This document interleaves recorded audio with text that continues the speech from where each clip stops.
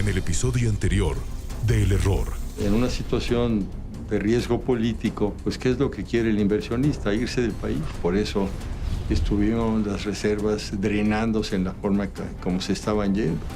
Los tesobonos los emitió el gobierno federal, pero a corto plazo. Ya no quisieron renovar, es lo que se llama la deuda pública flotante. Ya no quisieron renovar los inversionistas por el temor. Solamente el 21 de diciembre intervenimos 4.500 millones de dólares. Estás hablando de aproximadamente el 44% de las reservas internacionales que tenía el país. En ese momento pues, nos dimos cuenta que pues, esto era insostenible. No fueron extranjeros los que fugaron los capitales, como se dijo entonces. Fueron fundamentalmente mexicanos.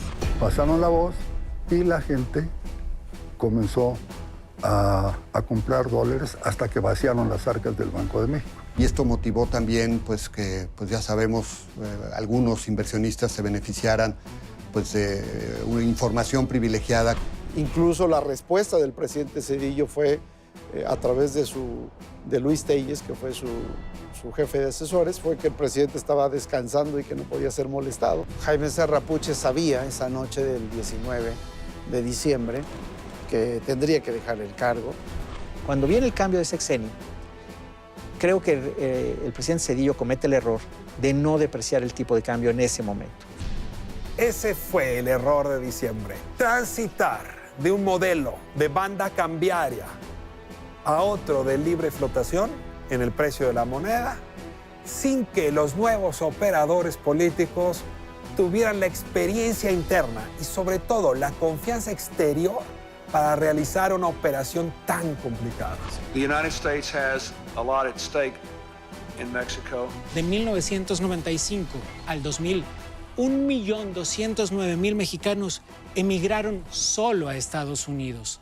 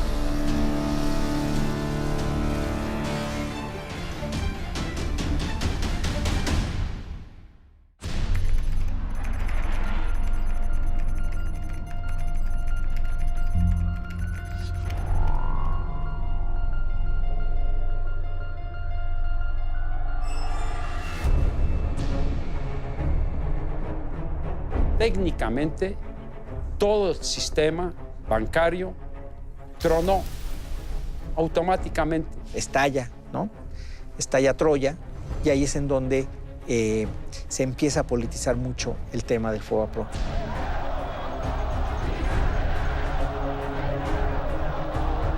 Cuando se enferma todo el sistema financiero, El problema ya no es el sistema financiero, el problema es la economía y es el bienestar de la gente. Las empresas y las familias habían adquirido deudas muy importantes con la banca. El gobierno, para evitar la salida de capitales, empieza a subir las tasas de interés. Evidentemente suben también para aquellos que piden préstamos. Y llega el momento en que la gente no puede pagar. Los bancos estaban en una situación de debilidad.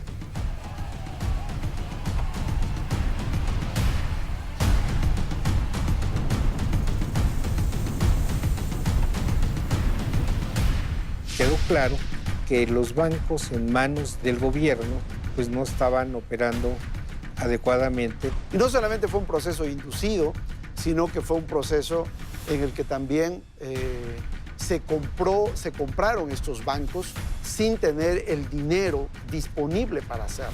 La Constitución obliga, en el caso de ventas de activos del sector público, vendérselos al mejor postor, no al más calificado. Punto.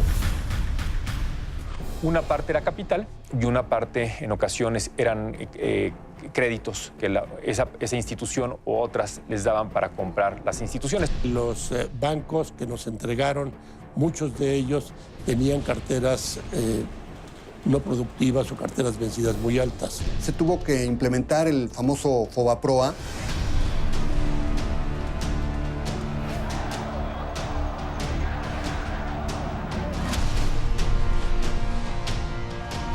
No están los nombres, pero sí los montos y los créditos que fueron transferidos al FOBAPROA por cantidades realmente muy grandes. Por privacidad y secrecía, el comité de auditoría, que estaba integrado por 6 diputados, adoptamos la palabra de honor de depositar esos nombres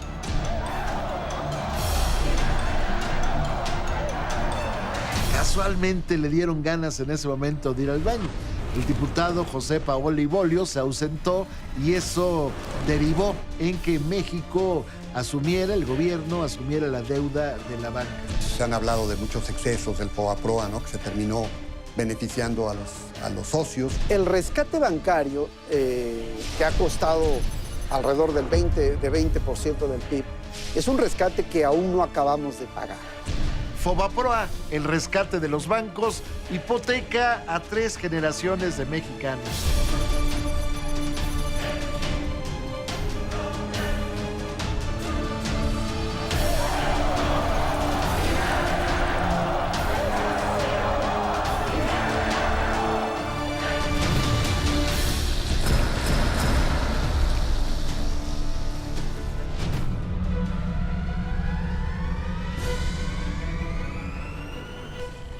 El país estaba financieramente en ruinas. La crisis desatada en diciembre de 1994 se generalizó como reguero de pólvora entre la gente.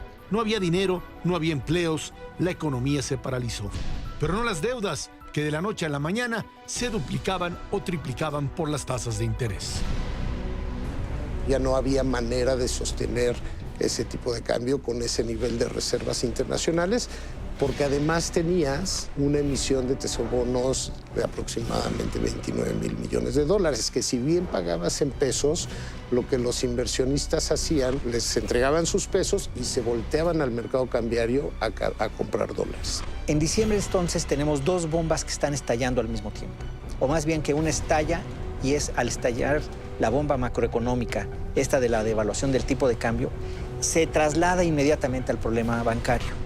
Las empresas y las familias habían adquirido deudas muy importantes con la banca después de la reprivatización de 1992 y todas esas deudas estaban contratadas en lo que llamamos tasas variables, es decir, tasas que se ajustan a las condiciones del mercado de acuerdo a la inflación y al riesgo de pago. Cuando viene la devaluación de 1994, el gobierno, para evitar la salida de capitales, empieza a subir las tasas de interés. Es decir, para hacer atractivo que el dinero del exterior o el mismo del interior se quedara en el país. Y cuando suben los intereses para aquellos que ahorran, evidentemente suben también para aquellos que piden préstamos. Y llega el momento en que la gente no puede pagar. ¿Por qué cayó la banca al borde de la bancarrota? Porque el ciclo se truncó. Básicamente, el trabajo de un banco es resguardar el dinero de los ahorradores. Reúne el de muchos y lo invierte otorgándolo como crédito a quien lo necesite. El deudor paga una tasa de interés durante todo el tiempo hasta que liquida el préstamo. De esa manera, además de obtener ganancias, el banco puede devolver su dinero a los ahorradores también con un rendimiento. Como las tasas de interés volvieron impagables muchos créditos, había deudores perdiendo su patrimonio y ahorradores en riesgo de no recuperar su capital. Los bancos, desde el momento en que comenzaron a tener esas enormes carteras vencidas porque la gente no las podía pagar, no era que no quisieran, es que no las podía pagar, pues comenzaron a tener necesidad de enormes reservas y prácticamente no tener utilidades. Entonces, eso fue lo que ocasionó que la gente dijera, bueno, ¿cómo voy a invertir en un banco si no me puede producir un rendimiento adecuado? Y ahí es en donde viene entonces la necesidad de pensar en un rescate bancario, que tiene otro tipo de complejidad, pero ahí es en donde se desata la necesidad de rescatar al sistema bancario. Se tuvo que implementar el famoso FOBAPROA, que fue pues un apoyo, digamos, para tratar de sacar adelante a muchos deudores. Si a la gente que le prestas el dinero no te lo paga, pues cuando te tienes que voltear con la gente que te prestó ese dinero, le tienes que pagar. Y si el capital no es suficiente, tienes un problema. Entonces, lo que buscaba el FOBAPROA era hacer una especie de seguro. Es decir, había que rescatar a los ahorradores o a los bancos. ¿En qué consiste el rescate bancario? Bueno, que el gobierno asume como propios los créditos más difíciles, los que tienen menos posibilidades de pago. Pero curiosamente, en alguna ocasión, Jesús Silva Gerso, que había sido secretario de Hacienda, él decía que si el gobierno hubiera colocado una mesa en el Zócalo con una inmensa masa de recursos y le hubiera pagado a cada uno de los señores que tenían dinero en el banco, hubiera sido mejor. Hubiera sido mejor, le hubiera sido menos dinero al gobierno. Entonces, ¿por qué era tan importante rescatar también a los bancos?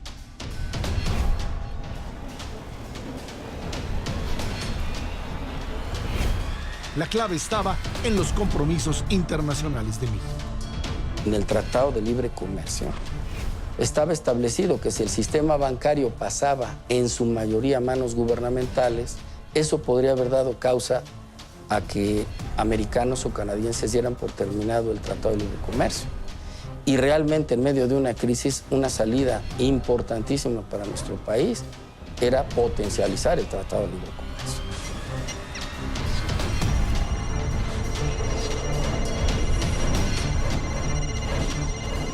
La banca mexicana había sido propiedad del gobierno desde septiembre de 1982.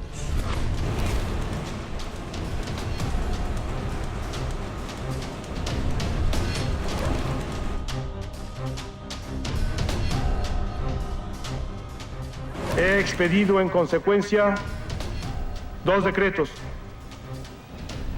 Uno, que nacionaliza los bancos privados del país.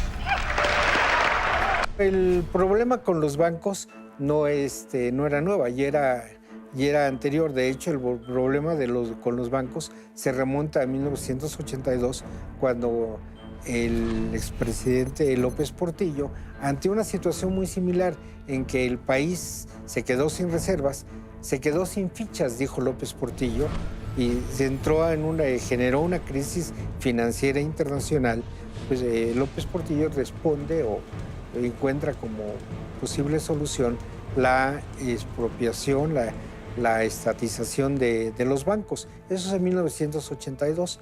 Sin embargo, pues a lo largo de 1982 a 1990, pues quedó claro que los bancos en manos del gobierno pues no estaban operando adecuadamente. El gobierno de Carlos Salinas dispuso que los bancos volvieran a manos privadas. Antes de arrancar con el proceso de venta en 1990, creó el FOBAPROA. El siglema significaba Fondo Bancario de Protección al Ahorro, un fideicomiso en que los bancos hacían aportaciones regulares. El Banco de México servía como fiduciario, la Secretaría de Hacienda como reguladora y la Comisión Nacional Bancaria como supervisora. Básicamente era un seguro. En caso de que alguno de los bancos atravesara por alguna crisis, el FOBAPROA respaldaría que los ahorradores e inversionistas no perdieran su dinero. Que los bancos fueran contribuyendo una cierta cantidad de dinero de manera mensual, de manera anual, y esa cantidad de dinero pudiera utilizarse en dinero de los propios bancos para que si algún banco tenía algún descalabro, ese dinero se pudiera utilizar para sacar adelante ese banco. La reglamentación establecía originalmente que si alguno requería apoyo del fondo, debía garantizar el pago con acciones, es decir, con títulos de propiedad del banco. Pero al final de cuentas me parece que el FOBAPRO también ayudó a los endeudados, ¿verdad? Y a los ahorradores también, porque hay que recordar que pues, los propios ahorros se podrían haber visto afectados, ¿verdad? Que fue lo que se trató de evitar, que los ahorradores pues, no se vieran afectados más allá de la quiebra de las instituciones financieras, de los bancos. Ese mismo año se integró el Comité de Desincorporación Bancaria, encabezado por el entonces subsecretario de Hacienda y Crédito Público Guillermo Ortiz Martínez. Para 1991 inició el proceso que duró 1 año y medio. Se privatizaron 18 bancos. Privatizaciones, ingresos de una sola vez, reducción de deuda. El gobierno podía entonces tener menos competencia en los mercados y entonces habría más recursos para el sector privado, por un lado, y por otro lado podía el gobierno tener más recursos para el gasto verdaderamente social. Queríamos abrir la economía. ¿Cómo puedes abrir la economía con la banca estatizada? La evaluación que hace el informe integral sobre la fiscalización del rescate bancario, que presentó años después la Auditoría Superior de la Federación, concluye que hubo muchas deficiencias previas que no se observaron. Con la nacionalización de 1982, no llegó una estructura normativa para asegurar sanas prácticas bancarias. Y entonces las capacidades de supervisión y las mismas personas que estaban en la Comisión Nacional Bancaria se fueron perdiendo a lo largo de los años en que la banca estuvo en manos del Estado. Normal. La gente prefirió irse a las casas de bolsa o se prefirió ir a otros órganos financieros dentro y fuera del país y, por decir así, se desbarató la capacidad de supervisión de la Comisión Nacional Bancaria. Tampoco se consolidó un sistema de garantías efectivas para el otorgamiento de créditos, prevalecía la cultura del no pago y los bancos no tenían alicientes para la competencia. La privatización de la banca fue un proceso que si bien era correcto conceptualmente, privatizar los bancos estatales, sin embargo su ejecución fue lamentable. En la privatización, el cambio estructural financiero se hizo bajo un sistema de supervisión ineficiente, principalmente en la medición de los riesgos crediticios en que estaban incurriendo las instituciones de banca múltiple. Las normas contables anacrónicas y la falta de transparencia de la información dificultaban conocer su verdadera situación financiera. Basta recordar, dice el informe, que la cartera vencida solo registraba el número de pagos atrasados y no el saldo total de los créditos. Además, existía una larga tradición del gobierno de proteger todos los pasivos de la banca, lo que no fomentaba la disciplina y la competencia de mercado. Realmente en la privatización bancaria no pudimos analizar las carteras de los bancos que compramos. Y entonces eso provocó que muchas de las carteras vinieran con serios problemas y con carteras vencidas altas. Esto se pudo corregir con el FOBAPROA. En el caso de Vital, por ejemplo, más del 90% de la cartera que nosotros le dimos al FOBAPROA provenía de las administraciones anteriores. El problema de cartera se hizo todavía más grande por la manera en que los bancos fueron privatizados, el criterio del mejor postor. ¿Por qué el mejor postor? Primero, porque la Constitución así lo dice, así de sencillo, ahí no hay para dónde hacerse. La Constitución obliga, en el caso de ventas de activos del sector público, vendérselos al mejor postor, no al más calificado. Punto. Uno de los factores que se tomó en cuenta fue el precio. Y los nuevos banqueros pagaron un precio alto por las instituciones, más de dos veces el valor en libros. El precio por la venta de los 18 bancos representó un promedio de 3 veces su valor en libros y 15 veces la relación precio-utilidad, lo que refleja la solvencia de las instituciones desincorporadas. La experiencia y conocimiento en el servicio de banca y crédito de los postulantes no se consideraron prioritarios de acuerdo con el informe oficial. El gobierno indujo a algunos compradores, a los pocos compradores que había mexicanos, a comprar, a adquirir algunos bancos en particular, especialmente los bancos más grandes. En ese escenario, bueno, pues muchos de los banqueros se inconformaron. Uno de ellos, por ejemplo, fue Manuel Espinosa Iglesias, que él quería recuperar Bancomer. Entonces, bueno, por alguna circunstancia no lo dejaron pasar. Él decía que fue una trampa del gobierno. Bueno, llegó el momento en que en mi columna mandó una vez una carta a Manuel Espinosa Iglesias hablando de su versión sobre el asunto. Yo la publico. Al día siguiente mando una carta a Guillermo Ortiz, yo la publico. Y durante una semana, así fue, cada uno diciendo sus propias razones. Una de las primeras cosas que hice fue pedir una reunión con el presidente Salinas. El presidente me dijo, me da mucho gusto que estés pensando en regresar a la banca, porque tú representas pues a la banca tradicional, pero sí quiero decirte una cosa, puedes optar por cualquier banco menos Banco Nacional. El argumento que en boca del licenciado Salinas, así y lo tengo grabado, es que no era una restauración. Es decir, la expropiación de la banca del 82 no iba a ser ahora restaurada, permitiéndole a los antiguos dueños comprar el banco que habían tenido. De cualquier manera, los grandes montos que se estaban ofreciendo en las subastas hicieron que la mayoría de los banqueros tradicionales se autodescartaran. Sabían que el valor real era mucho menor, pero quienes se quedaron con los bancos aumentaron todavía más el problema. En su mayoría los banqueros nuevos eran cazabolseros. De banca no sabían nada. Y no solamente fue un proceso inducido, sino que fue un proceso en el que también se compraron estos bancos sin tener el dinero disponible para hacerlo. El propio gobierno concedió créditos para comprar los bancos o se hizo de la vista gorda para que los propios bancos comerciales dieran créditos a quienes querían ser accionistas de estos nuevos bancos privatizados. Pues obviamente cuando se permitió de alguna manera la compra apalancada de alguna de estas instituciones financieras, que obviamente generaba ciertos incentivos que no eran los óptimos, una parte era capital y una parte en ocasiones eran créditos que esa institución u otras les daban para comprar las instituciones. Muchos nuevos dueños no estaban inyectando dinero fresco al sistema financiero. Le debían su banco a su propio banco. A esos se les llamaba créditos relacionados. El problema de eso es que al momento de ser deuda y no ser capital, pues tenías que forzar un poco la maquinaria de los bancos para prestar más y tratar de generar un mejor margen para poder pagar esos créditos. Y eso originaba una cartera de crédito que probablemente no era de la calidad óptima y que era más vulnerable para el desarrollo de los bancos. Todo ese exceso no era ilegal.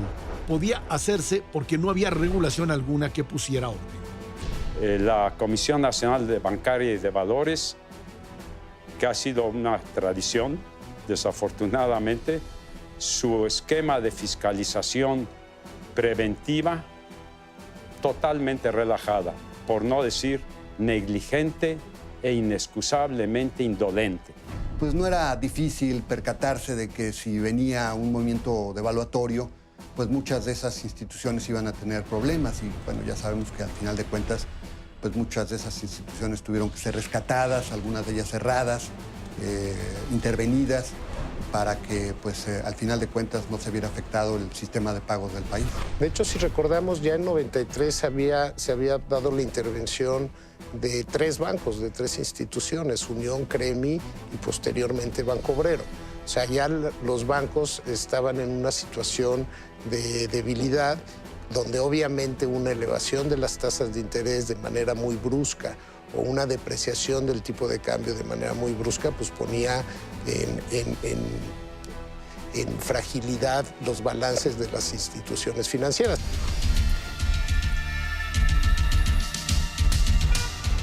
¿Sabe usted cómo se hizo el mayor fraude en la historia de México?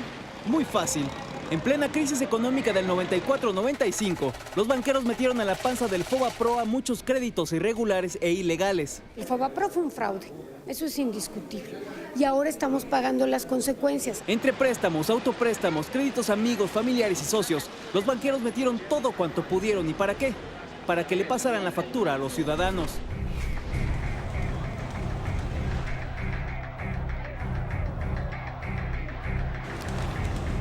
Se dieron algunos casos de escándalo.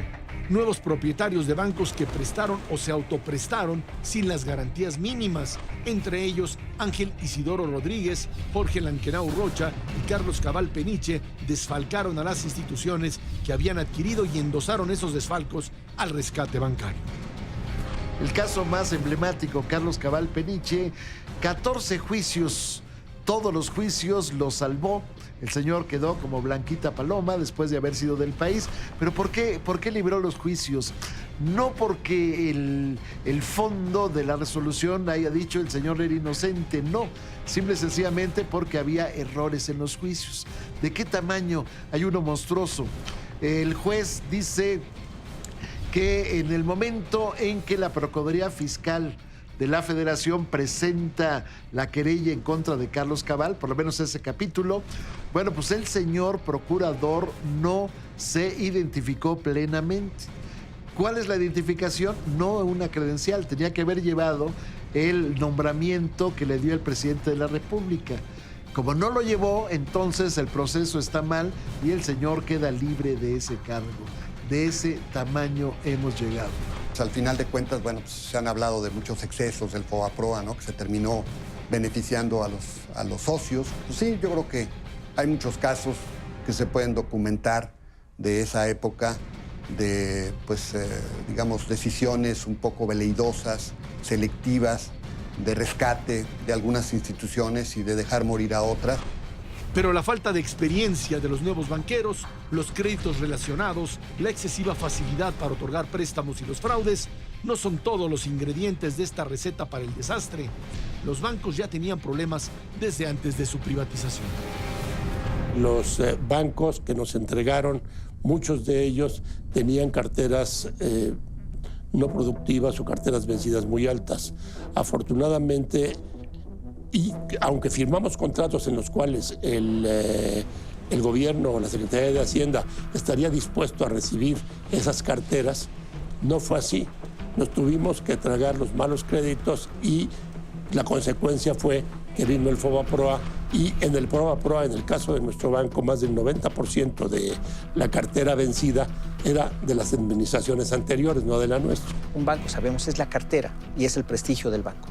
Entonces, la calidad de la cartera la determinaba la propia Secretaría de Hacienda y decía, por ejemplo, tal banco tiene tantos millones de pesos en cartera A, o sea, muy buena, otra tanto en B, tanto en C, tanto en D. Y con base en eso se calculaba el valor del banco. Ahora bien, al no poder ver la cartera en detalle, había una cláusula en el contrato que decía que una vez que hubiera un ganador, después podría revisarse la cartera al detalle y entonces hacer los ajustes que fueran necesarios. Esa cláusula fue muy importante, pero sin embargo se honró muy poco.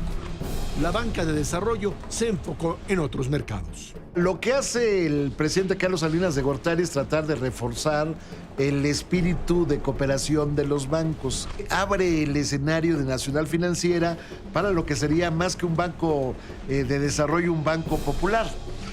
abre el escenario para que entren, por ejemplo, uniones de crédito, las capitalizaba Nacional Financiera, empresas de factoraje, es decir, me das tus documentos de cobro y yo te doy un préstamo. Todo eso se fue creando, pero a través de la banca de desarrollo, a través de Nacional Financiera. Pero también hubo excesos. A partir de 1991, el crecimiento de la cartera de la banca de desarrollo también se volvió insostenible. Incluso antes de la crisis de 1995, su situación la llevó a una etapa de saneamiento que se extendió por varios años. El Banco Nacional de Comercio Exterior también tenía algunas dificultades. Había créditos también. Hay uno para el World Trade Center de $35 millones que tampoco nunca se pagó. De ahí que el gobierno asumiera prácticamente la totalidad del capital del World Trade Center. Muchas situaciones estaban de ese tipo y entonces, bueno, pues los bancos estaban francamente en una situación difícil. Y en esas circunstancias estalló la crisis. El FOBAPROA era reciente y por lo tanto tenía pocos fondos que además ya habían tenido que usarse. En la segunda mitad de 1994, ese fideicomiso agotó sus recursos para actuar en el rescate de dos bancos, el Banco Unión y Banpaís, que incurrieron en algunas malas prácticas. El FOBAPROA prácticamente no tenía recursos, pero tampoco era un instrumento apropiado para una crisis de esa magnitud. Simplemente el gobierno tomó lo que tenía a la mano. Técnicamente, todo el sistema bancario tronó automáticamente. Por eso, el tema del rescate del sistema bancario, los programas de compra de cartera y el programa de saneamiento que empezó en 1995, con una situación adicional muy importante. Estando en tal situación el país, tuvieron que pedir prestado al gobierno americano para poder prácticamente fondear a los bancos nuevos préstamos para poder subsistir y no caer en la no devolución de las inversiones y depósitos de los usuarios. Las tasas de interés se dispararon, incluso hasta tocar el 110%.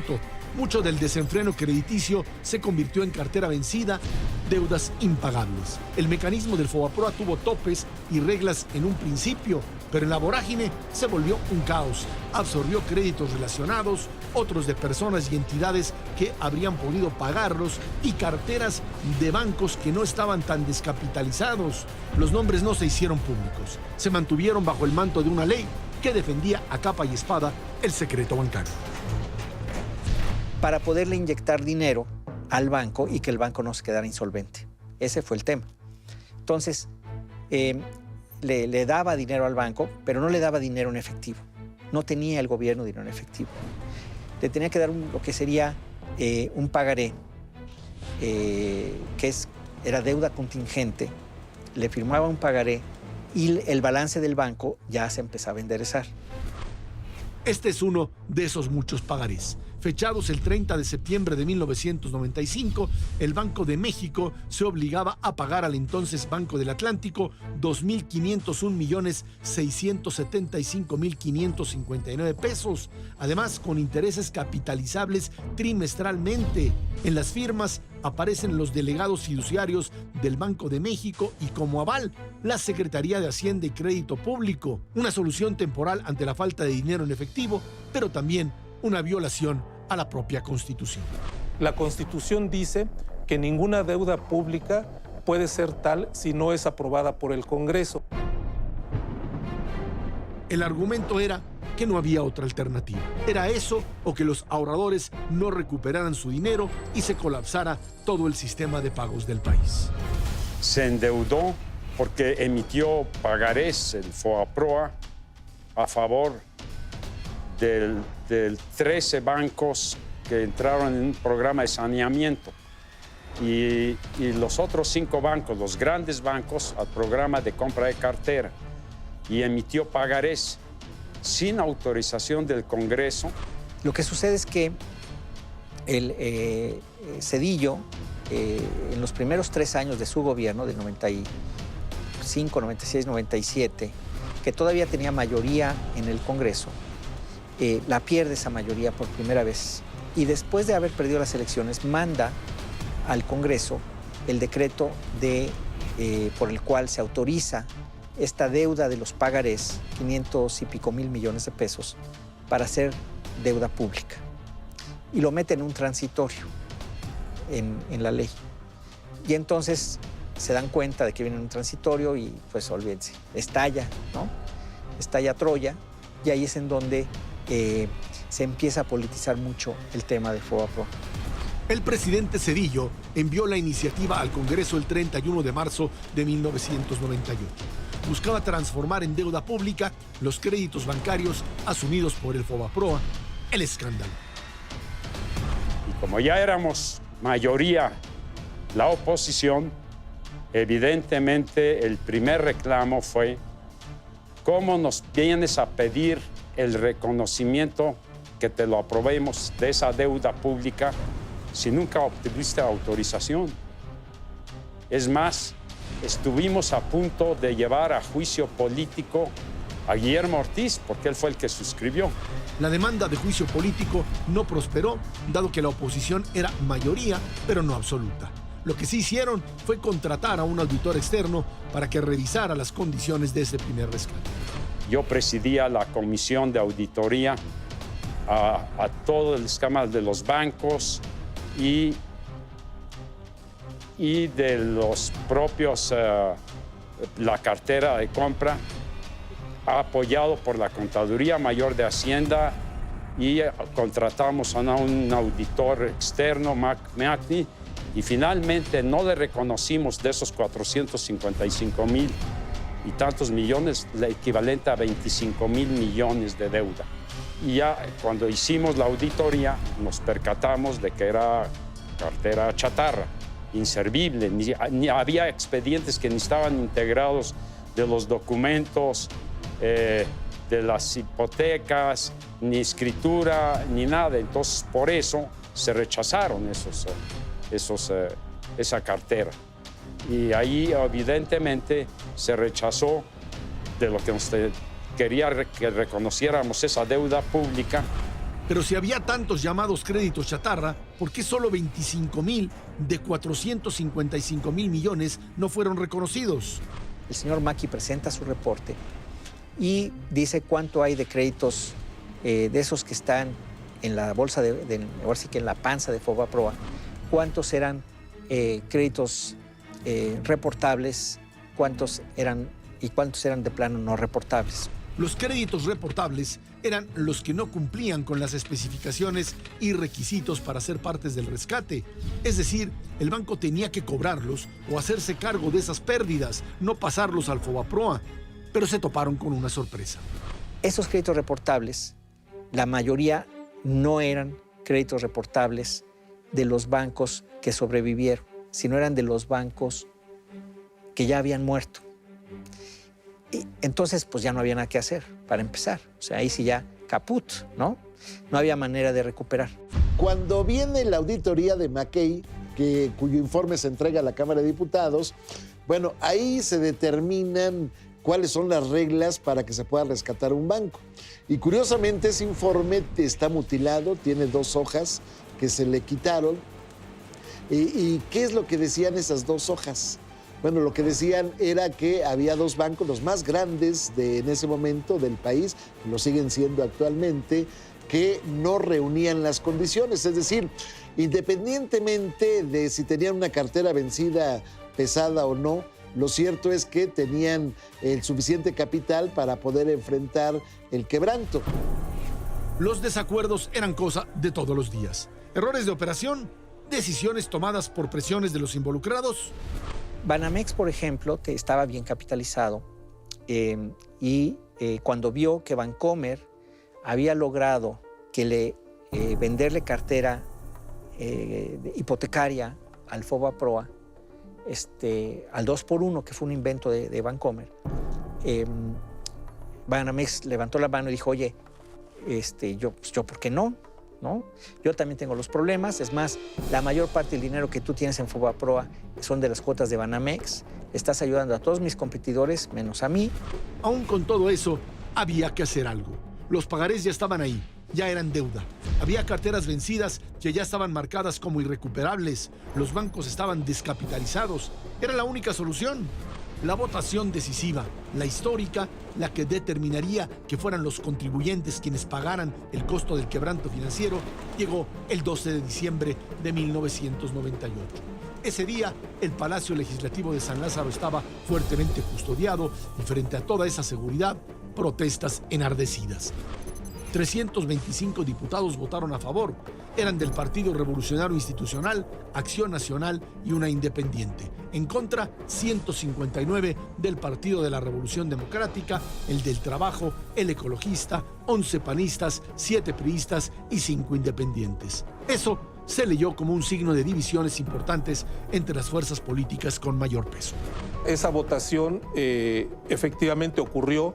Es uno de los hechos más relevantes que se dio en el transcurso de la administración del presidente Zedillo, porque en el fondo, si esa votación no hubiera sido favorable a tomar la deuda pública, el sistema bancario hubiera caído nuevamente en una crisis porque simplemente sus activos no hubieran tenido ningún tipo de respaldo. Los recursos fiscales se tienen que utilizar porque cuando se enferma todo el sistema financiero, el problema ya no es el sistema financiero, el problema es la economía y es el bienestar de la gente.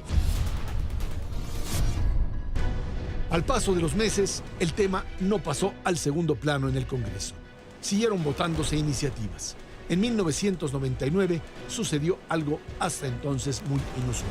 El presidente de la Cámara de Diputados era miembro de un partido de oposición, el panista Francisco José Paoli Bolio. El 28 de diciembre, una nueva discusión decidiría una reducción importante al dinero del rescate bancario. La votación fue tan cerrada que el voto decisivo sería justamente el del presidente de la Cámara. Justamente uno de los diputados panistas que podía haber inclinado la balanza, casualmente le dieron ganas en ese momento de ir al baño. El diputado José Paoli Bolio se ausentó y eso derivó en que México asumiera, el gobierno asumiera la deuda de la banca.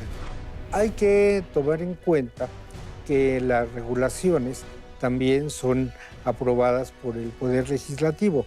Y aquí es claro, no en esa crisis, sino durante mucho tiempo, que dentro del Poder Legislativo no ha habido tampoco la suficiente conocimiento, la voluntad o la capacidad, en síntesis, para ejercer un contrapeso ante una situación de crisis de las finanzas públicas. El problema de fondo es una falta de capacidad para equilibrar las finanzas públicas y evitar que se gaste más de lo que se ingresa.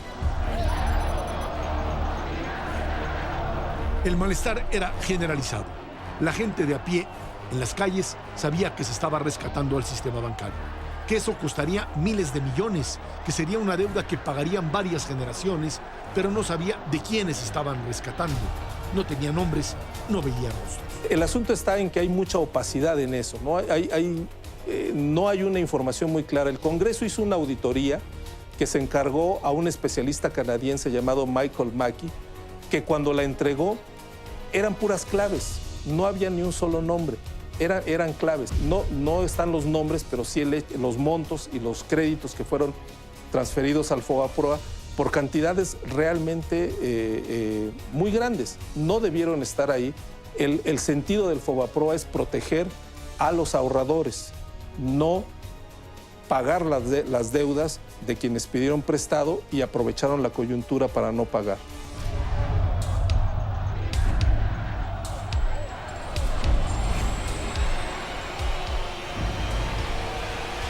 ¿Por qué no se dieron a conocer los nombres? Por ley, el secreto bancario. Por privacidad y secrecía, el comité de auditoría, que estaba integrado por 6 diputados, adoptamos la palabra de honor de depositar esos nombres y yo no revelé esos nombres. Incluso hasta tuvo problema el presidente Fox en su campaña de que yo le di, digamos, el sobre cerrado donde venían los nombres, pero no le di la clave. El FOBAPROA. A mí me parece que es indispensable que el FOBAPROA se aclare. Por esto, de nuestra parte, hemos decidido, los diputados de Acción Nacional y los diputados del Verde Ecologista, el traer aquí para que frente a toda la nación entreguemos aquí a Ricardo Rocha para que si se juntan los otros 3 números clave para entrar a las listas del FOBAPROA se pueda realizar. Estas 2 llaves de entrada al FOBAPROA no se las entrego a Cuauhtémoc porque no se las vaya a pasar a Francisco y después se nos pierdan en el camino. Perdón. Entonces las voy a poner aquí en depósito contigo. Son las claves para entrar a las listas del FOBAPROA. Y cuando él en el primer debate lo dice y lo anuncia, pues finalmente pues no había la clave. Y al día siguiente el que recibió el reproche fui yo. Días después, el entonces diputado del PRD, Alfonso Ramírez Cuellar, dio a conocer listas y datos parciales. Lo mismo hacían otros miembros del partido cuando salía el tema en la discusión política. Andrés Manuel López Obrador le estuvo sacando mucha taja política, sacaba, pues digamos, datos aislados, y que cuando se ven aislados uno podría decir, bueno, por ejemplo, ¿por qué a Juan, a tal empresa o a tal banco le compras este activo en 50 cuando el mercado lo hubiera pagado por 20? Pues es que es justamente, si no le doy 50, pues ¿de qué lo estoy ayudando? O sea, si se trata de darle exactamente lo que le da el mercado, pues mejor que se lo dé el mercado. No sé si me explico. Si no, pues no es apoyo, no es rescate. El costo de la crisis fue alto para las empresas, las familias y las personas. Mucho de él seguiremos pagando por muchos años. En total, 1.326.000 millones de pesos, el 18.04% del tamaño de toda la economía mexicana. De todo ese dinero, el 94.1%, 1.248.000 millones, salen de los impuestos que pagamos todos los mexicanos. Quizás por eso, en un momento dado, la gente pues, tuvo mayor irritación, porque el dinero arriesgado era muchísimo dinero. Era una parte importantísima del presupuesto para 20, 30 años hacia adelante. Cuando hablamos actualmente de que el presupuesto está muy atado, de que no hay margen de maniobra del gobierno, es justamente por ese tipo de cosas. Una de ellas es el FOBAPROA. El propio Congreso lo reconoce. Este documento del Senado de la República es una evaluación de la política económica de esos años. Analiza su repercusión en la banca, la deuda pública y el bajo desarrollo del país. Aprobar la solicitud sedillista implicaba asumir como deuda pública directa del gobierno mexicano los fondos que se habían desviado de los recursos públicos para el rescate de los bancos privados y olvidarse de investigar las operaciones del FOBAPROA. El rescate bancario, que ha costado alrededor del 20% del PIB, es un rescate que aún no acabamos de pagar. Es decir, desde 1995 a la fecha, todavía estamos pagando este rescate bancario. Cada año destinamos en el presupuesto más o menos entre 20 y 30 mil millones de pesos a pagar intereses de ese rescate. ¿Qué implica para los mexicanos? Bueno, implica menos crecimiento, implica menos empleos, implica salarios reales que crecen a una menor velocidad.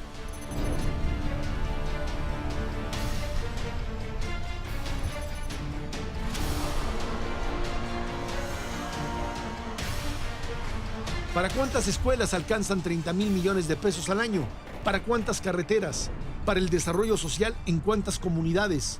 De los bancos que tuvieron problemas en esa crisis, 6 fueron intervenidos gerencialmente por irregularidades detectadas en su operación, ya sea por administración deficiente o por acciones fraudulentas.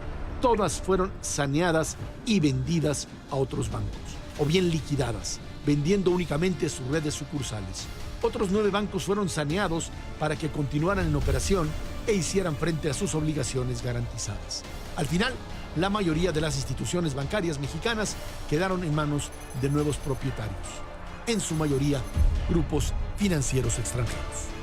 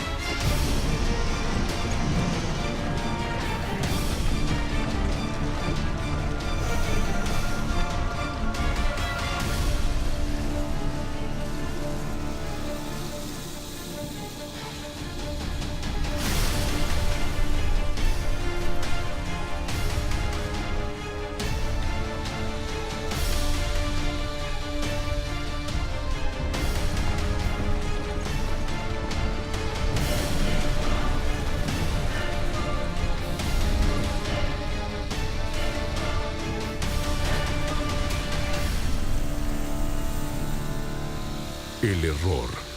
Ficción, miedo, debacle.